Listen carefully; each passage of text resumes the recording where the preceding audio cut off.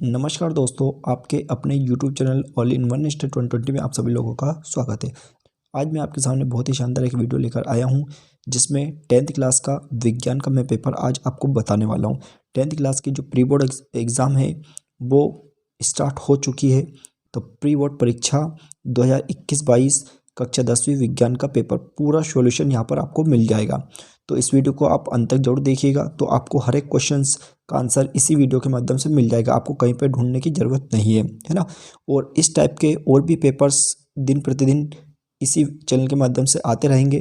तो यदि हो सकता है अभी तक आपने हमारा यूट्यूब चैनल सब्सक्राइब नहीं किया हो तो चैनल को सब्सक्राइब जरूर करें और साथ ही साथ बेल आइकन जरूर दबाएं, ताकि जब भी हम अगले सब्जेक्ट का पेपर डालें तो उसकी नोटिफिकेशन सबसे पहले आप तक पहुंच जाए। तो चलिएगा, इस वीडियो को हम स्टार्ट करते हैं।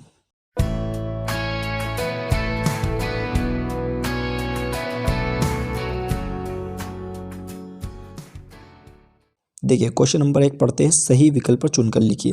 इसमें 8 विकल्प और एक एक नंबर के इसमें दिए हुए हैं।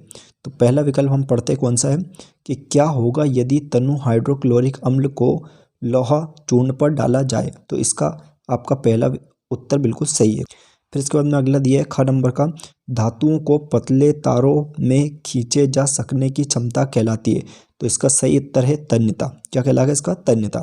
फिर इसके बाद में दिया है दो तंत्रिका कोशिका के मध्य के खालिस्तान को कहते हैं। तो इसका सही आंसर है सिनेप्स। कौन सा? सेकंड नंबर का सिनेप्स इसका राइट आंसर। फिर इसके बाद में लिखा है निम्नलिखित में से अलैंगिक जनन मुकुलन द्वारा होता है। तो इसका भी सही आंसर है सेकंड नंबर का यीस्ट। कौन सा सही है? यीस्ट। फिर इसके बाद में दिया है विद्युत धारा उत्पन्न करने की युक्ति को कहते हैं। इसका पहला सही है जनित्र। अगला दिया निम्नलिखित में से कौन आहार श्रृंखला का निर्माण करते हैं। तो 4 विकल्प है, इसमें से सेकंड वाला विकल्प बिल्कुल सही है, यानी घास, बकरी तथा मानव।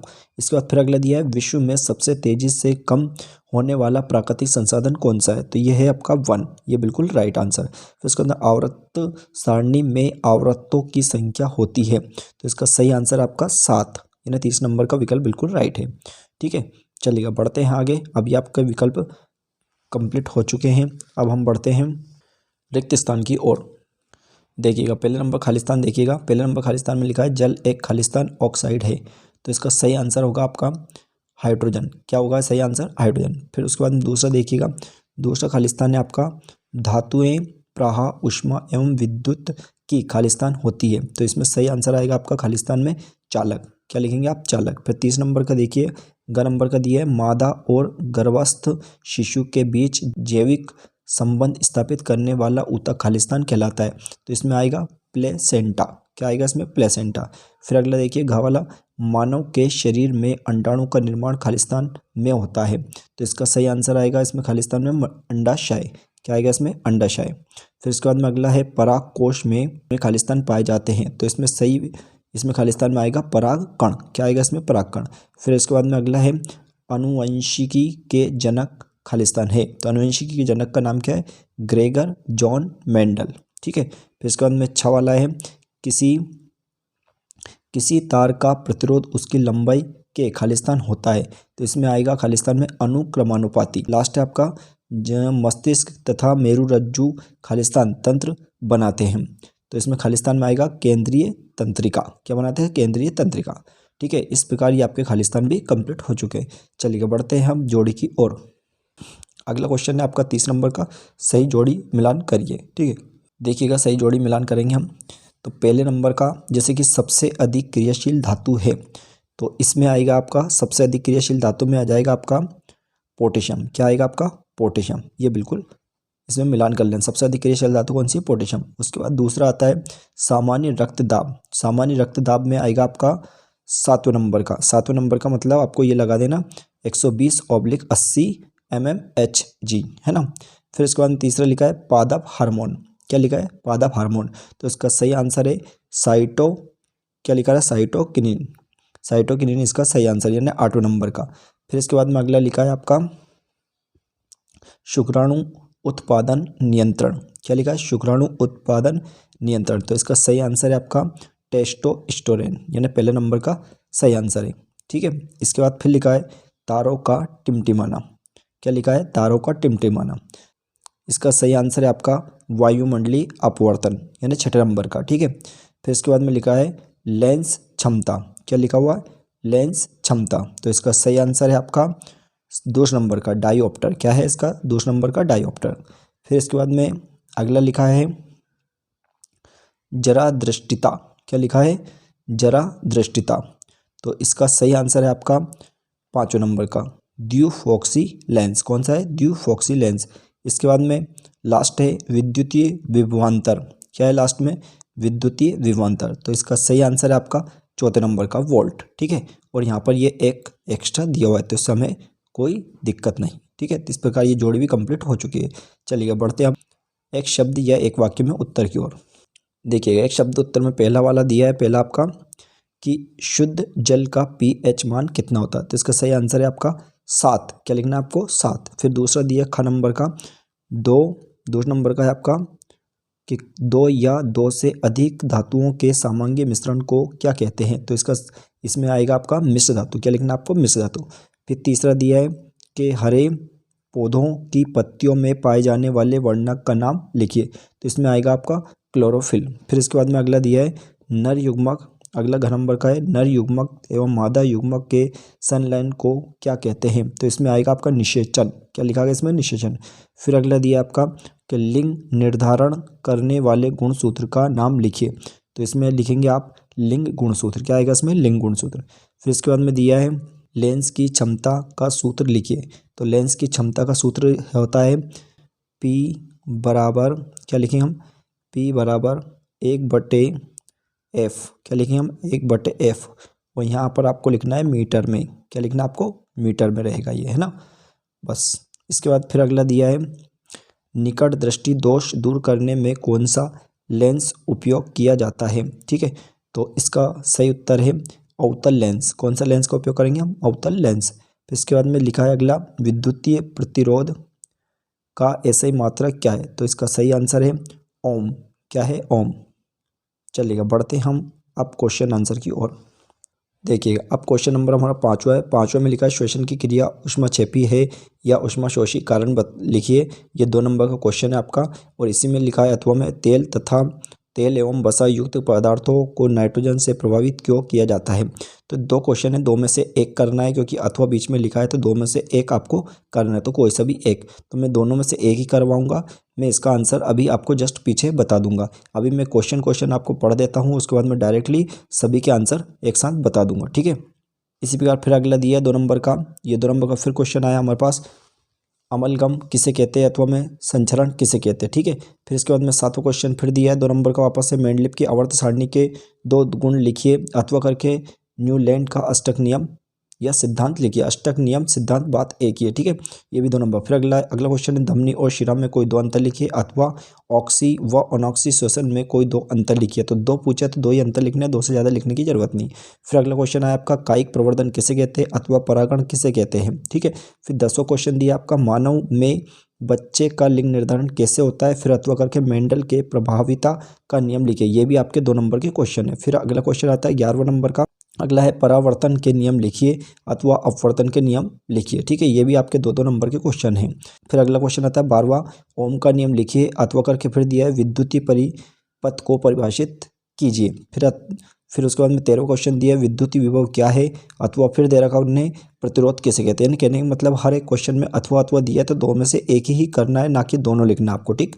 फिर क्वेश्चन नंबर 14 है परितंत्र में अजैविक घटकों के नाम लिखिए। फिर अथवा करके दिया है ओजोन परत के क्षय होने के कारण लिखिए, ठीक है। ये भी आपका 2 नंबर क्वेश्चन। फिर अगला 15वां क्वेश्चन आता है। ये 15वें क्वेश्चन से आपके 3 नंबर के चालू हो जाते हैं, 3 नंबर के स्टार्ट हो जाते हैं। तो 15वां क्वेश्चन दिया निम्नलिखित रासायनिक समीकरणों को संतुलित कीजिए। ये तीनों जो समीकरण है इनको हमें संतुलित करना है, अथवा करके हम चाहे तो ये क्वेश्चन भी कर सकते हैं, ठीक है। फिर देखते हैं आगे और क्या क्वेश्चन क्या दिया है। देखिए अगला क्वेश्चन दिया है 16वें नंबर का, ये भी तीन नंबर का क्वेश्चन है। अब इन 3 के चालू हो चुके हैं। 16वें नंबर क्वेश्चन है सूर्योदय के समय सूर्य रक्ताभ क्यों प्रतीत होता है अथवा करके फिर दिया टिंडन प्रभाव को उदाहरण सहित लिखिए। फिर 17वें नंबर क्वेश्चन दिया है चुंबकीय बल रेखाओं के गुण लिखिए अथवा फ्लेमिंग के दाएं हाथ का नियम लिखिए। फिर 18 नंबर क्वेश्चन है भूतापीय ऊर्जा क्या होती है, इसका एक उपयोग लिखिए। फिर अथवा करके दिया है जीवाश्म ईंधन क्या है, इससे क्या हानियां होती है, लिखिए। फिर 19वें नंबर क्वेश्चन है आपके पास विरंजक चूर्ण एवं धावन सोडा के सूत्र एवं उनके दो दो उपयोग लिखिए। फिर अथवा करके लिखा है जिप्सम से प्लास्टर ऑफ पेरिस कैसे प्राप्त करेंगे, प्लास्टर ऑफ पेरिस के उपयोग लिखिए। ठीक है। फिर 20वां क्वेश्चन निम्नलिखित कार्बनिक यौगिकों के संरचनात्मक सूत्र लिखिए। पहला दिया है एथेन, दूसरा प्रोपेन, तीसरा ब्यूटेन, फिर अगला है एथिन। फिर इसके बाद में अथवा फिर एक क्वेश्चन दिया निम्नलिखित यौगिकों की इलेक्ट्रॉन बिंदु संरचना लिखिए, जैसे CO2, H2O, NH3, CH4। फिर इसके बाद में अगला क्वेश्चन है हमारे पास 21वां, मनुष्य के पाचन तंत्र का नामांकित चित्र बनाइए। ये क्वेश्चन आपका 4 नंबर का है और इसके पहले वाला भी आपका 4 नंबर का था। और फिर अथवा में एक और है मानव हृदय का नामांकित चित्र। इन दोनों में से आपको एक चित्र बनाना है, कोई सा भी, जो मैं आपको बता दूंगा। ठीक है। इसके बाद 22वां जो क्वेश्चन है, दोनों क्वेश्चंस में आपके सवाल दिए हुए हैं, यानी 4 नंबर का एक ये सवाल आया है, तो ये भी मैं आपको बता दूंगा। ठीक है। चलिएगा अब देखते हैं हम इन सभी क्वेश्चनों के आंसर। देखिएगा जो यहाँ पर क्वेश्चंस भी लिखे हुए हैं और साथ ही साथ आंसर भी लिखे हुए हैं, तो तेल एवं वसायुक्त तो आप मिलान कर ले, क्योंकि क्वेश्चन पेपर मैंने आपको बता दिया, डायरेक्ट यहाँ पर आंसर मैं आपको बता रहा हूँ। ठीक है। पहला क्वेश्चन हो गया। फिर उसके बाद में ये अगला क्वेश्चन, उसमें मिलान कर ले, अमलगम क्या होता है, तो इसका आंसर इसमें लिखा हुआ है। फिर तीसरा जो क्वेश्चन है न्यूलैंड का अष्टक नियम, इसका आंसर ये लिखा हुआ है। इसके बाद में अगला है धमनी और शिरा में अंतर, तो यहाँ पर 5 अंतर दिए हुए और आपको मात्र 2 अंतर लिखना है, क्योंकि 2 नंबर का क्वेश्चन था ये। ठीक है। फिर इसके बाद में अगला क्वेश्चन फिर दिया है आपके पास कि कायिक प्रवर्धन क्या होता है, तो इसका आंसर लिखा हुआ है। ठीक है। इसके बाद में ये कायिक प्रवर्धन हो चुका है हमारा कंप्लीट। इसके बाद फिर अगला क्वेश्चन दिया है मेंडल के प्रवाहिता के नियम को लिखिए, तो इसका आंसर कंप्लीट दे रखा। इसके बाद फिर अगला क्वेश्चन है आपका परिवर्तन के नियम लिखिए, तो 2 नियम है ये दे रखा। फिर हम बढ़ते नेक्स्ट, अगला है आपका ओम का नियम लिखिए, तो ओम का नियम ये हमारा कंप्लीट दे रखा, ये इसको आप लिख लें। फिर अगला क्वेश्चन दे रखा विद्युत विभव किसे कहते हैं, इसका मात्रक, तो मात्रक पूछा नहीं गया, लेकिन अगर आप लिख भी देंगे तो कोई प्रॉब्लम नहीं। ठीक। फिर अगला क्वेश्चन है हमारे पास ओजोन स्तर के क्षरण के प्रमुख 4 प्रभाव लिखिए, तो 4 प्रभाव, अगर 3 नंबर का है तो आपको 3 प्रभाव लिखना है, और अगर 4 नंबर का है तो 4 प्रभाव लिखना है। ठीक है। अगला क्वेश्चन जो है आपका निम्नलिखित रासायनिक समीकरण संतुलित कीजिए, तो इसमें ये एक समीकरण नहीं दिए, बस ये 1 2 3 दिए, तो इस तीनों के आंसर आपको लिख देना है, इसको लिखने की आपको ज़रूरत नहीं है। ठीक है। ये तीनों संतुलित रासायनिक समीकरण है। इसके बाद फिर अगला क्वेश्चन है सूर्यास्त के समय सूर्य रक्ताभ क्यों प्रतीत होता है, तो इसका आंसर ये दे रखा। अगला क्वेश्चन है आपका चुंबकीय क्षेत्र बल रेखाओं के गुण लिखिए, तो चुंबकीय बल रेखाओं के गुण लिखिए, सूची बनाइए, मतलब गुण लिखिए, बात एक ही है। तो ये क्वेश्चन आपका 3 नंबर का है, तो तीनों पॉइंट यहाँ पर दे रखे। ठीक है। अगला क्वेश्चन है आपका जीवाश्म ईंधन क्या है, इससे क्या हानियाँ होती है लिखिए, तो ये जीवाश्म ईंधन किसे कहते हैं, ये अलग अलग टाइप से दे रखा, तो इसको आपको साथ में लिखना है। सबसे पहले जीवाश्म ईंधन हेडिंग डाल के आपको ये परिभाषा लिख देना है, ये उदाहरण लिखने की जरूरत नहीं, और लिख भी देंगे तो कोई दिक्कत नहीं। इसके बाद में आपको ये हानियाँ लिखना है, तो 4 पॉइंट है, तो जरूर नहीं आप 4 लिखे, 2 3 आप आराम से लिख सकते हैं, जो आपको अच्छा लगे, मतलब आप चाहे तो 2 लिखे, आप चाहे तो 3 लिखे। ठीक है। दोनों को मिक्स करके लिखना, मतलब इन दोनों क्वेश्चनों को आपको मिक्स करके लिखना है क्वेश्चन पेपर के अकॉर्डिंग। ठीक है।